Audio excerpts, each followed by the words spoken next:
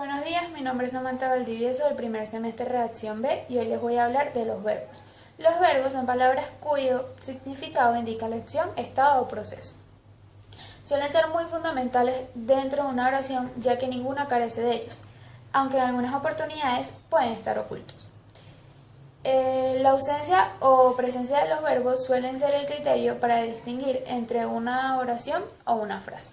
Los verbos están conformados por dos morfemas, un morfema base, también llamado raíz, y un morfema flexivo, al que se le llama terminación.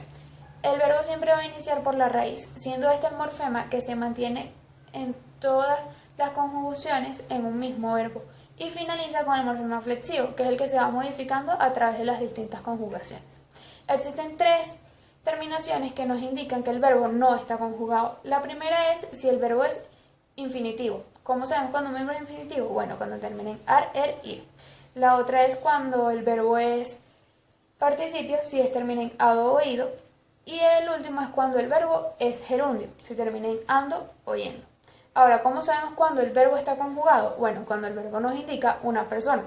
¿Qué quiere decir? Es que si la acción verbal está en primera, segunda o tercera persona. Un número que nos indica si está en singular o en plural. Un tiempo si es que está en pasado, presente o futuro. Un modo si está en subjetivo, indicativo e imperativo. Los verbos personales son aquellos que están conjugados para alguna de las formas gramaticales, que son 6. Primera forma del singular, yo, por ejemplo, estoy, sé, guardó.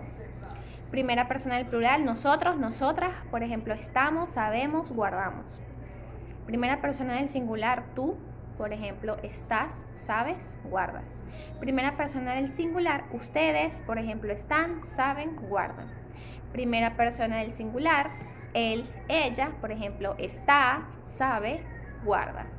Primera persona del singular, ellos, ellas, por ejemplo, están, saben, guardan. El que un verbo se encuentra conjugado en forma personal los indica que a dicha forma gramatical quien realiza la acción expresada por el verbo. Por ejemplo, en el verbo tengo, la primera persona gramatical es quien realiza la acción, yo tengo.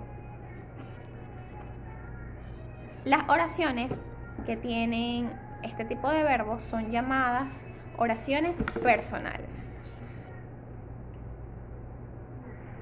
Funciones de los verbos personales. Los verbos personales o en forma personal funcionan como núcleo del predicado de una oración, que puede ser una oración principal subordinada, yuxtapuesta o coordinada.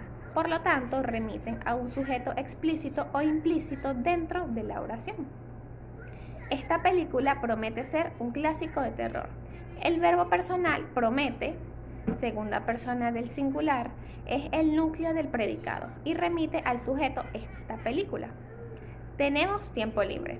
El verbo personal promete, primera persona del plural, es el núcleo del predicado y remite al sujeto implícito. Verbos en primera persona del singular. Yo gasto, yo gano, yo daré. Verbos en primera persona del plural. Nosotros, nosotras abrimos, nosotras, nosotras saludaremos, nosotros, nosotras daríamos, nosotros, nosotras efectuáramos. Verbos en segunda persona del singular. Tú cuestionas, tú saliste, tú pasarías. Verbos en segunda persona del plural. Ustedes llegarán, ustedes sabrán, ustedes dicen. Verbos en tercera persona del singular. Él, ella contiene, él, ella causó, él, ella revise. Buenos días, mi nombre es Ana Anzuaje y hoy les voy a hablar sobre el tiempo, el aspecto y el modo verbal. Primeramente vamos a empezar con el tiempo verbal. ¿Qué es el tiempo verbal? El tiempo verbal se encarga de situar las acciones del sujeto cronológicamente, ya sea en pasado, en presente o en futuro. Seguidamente tenemos el aspecto verbal. El aspecto verbal simplemente se encarga de señalar si las acciones del sujeto fueron completadas o están en curso. Cuando estas fueron completadas, se les da el subtítulo de aspecto perfectivo. mientras que aquellas que si están incompletas o en curso se le da el nombre de aspecto imperfectivo. Finalmente tenemos el modo, el cual simplemente nos indica la actitud del hablante en relación hacia el verbo, ya sea que este sea indicativo, imperativo o subjuntivo.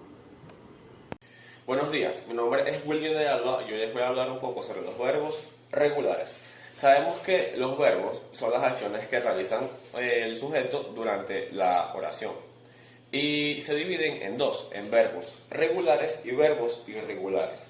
Yo les voy a hablar un poco sobre los regulares. El verbo regular es aquel que mantiene su raíz y repite su terminación al ser conjugado. El definitivo de los verbos puede terminar en ar, er o ir, y la raíz de estos verbos será lo que quede si quitamos estas tres terminaciones.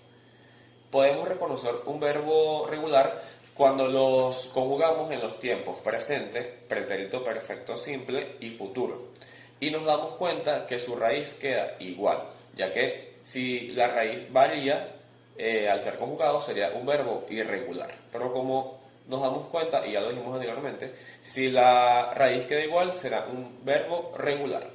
Para poner un ejemplo de estos verbos podemos usar el verbo amar. Tenemos que el verbo amar se conjuga de la siguiente manera: yo amo, tú amas, él ama, nosotros amamos, vosotros amáis, ellos aman.